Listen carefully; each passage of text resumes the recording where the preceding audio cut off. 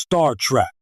Voyager added much to the franchise, and Star Trek Lower Decks' final season brought back one of the most exciting things discovered by Kate Mulgrew's Captain Catherine Janeway and her crew. The Star Trek Voyager cast was given a unique challenge, as it was the first installment of the saga set entirely outside the Alpha Quadrant. The ship's journey home through the Delta Quadrant brought with it many perils, but also allowed for some brilliant discoveries. And one last-minute addition to the Star Trek Lower Decks Season 5 cast has brought one of the best devices back. Star Trek Lower Decks Season 5, Episode 9, Fisher Quest, is a thrilling multiverse story that draws on the larger franchise throughout. Many Star Trek TV shows are represented in the episode with clever Easter eggs, some of which can be easy to miss. However, the return of a key member of the Star Trek Deep Space Nine cast also brings with it a powerful nod to Robert Picardo's time playing the Doctor in Star Trek Voyager, and the show's most underrated piece of sci-fi technology. The Doctor's mobile emitter was introduced in Star Trek Voyager Season 3's Futures End two-parter.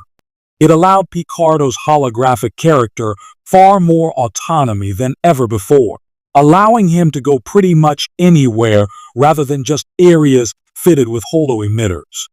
Although mobile emitters have appeared in other shows like Star Trek Picard and Star Trek Prodigy, the comeback in Fisher Quest constitutes its most substantial and exciting use, as it also allows Alexander Siddig to return to the franchise as Dr. Julian Bashir.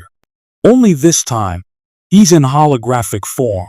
The Bashir in Fisher Quest isn't from Star Trek's Prime Universe, but his presence does pay off a storyline from Star Trek Deep Space Nine, Season 5, Episode 16, Dr. Bashir, I presume? In the episode, Picardo guest stars as Dr. Louis Zimmerman, the creator of the emergency medical hologram. Zimmerman intended to use Bashir as the template for an updated version of the EMH, but such an iteration was never fully developed. The Bashir in Fisher Quest likely originates from a universe where Zimmerman succeeded, and the holographic Bashir achieved sentience, just like Picard's Voyager character. Star Trek Prodigy Season 2's cast brought Picardo's character back to the franchise for the first time since Star Trek Voyager ended in 2001. In the animated spin-off, which serves as a spiritual and pretty much literal successor to Star Trek Voyager, Picardo's character can be seen still proudly wearing his mobile holo-emitter. This makes sense, as he remains in service as a Starfleet officer, and so needs to retain his autonomy in order to do his job effectively. However, there's something very interesting about it too. The Doctor appears to be wearing exactly the same device as he wore throughout most of Star Trek Voyager, rather than a replica or an updated version.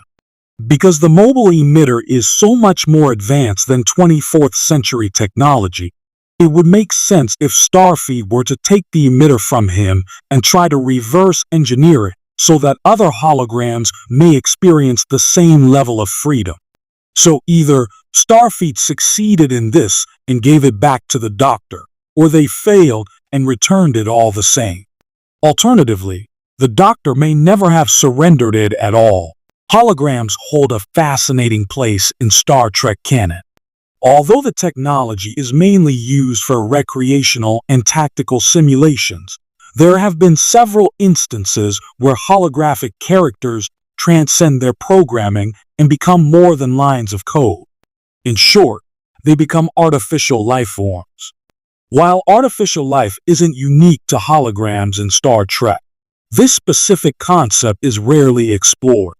Picardo's character is the most prolific hologram in Star Trek lore, and this is due in no small part to the fact it's been possible to observe him in environments far more varied than just the holodeck and sick bay. The holographic Bashir serving as a valued member of the Anaximander's crew, like the Doctor is on the USS Voyager, is also down to the presence of a mobile emitter.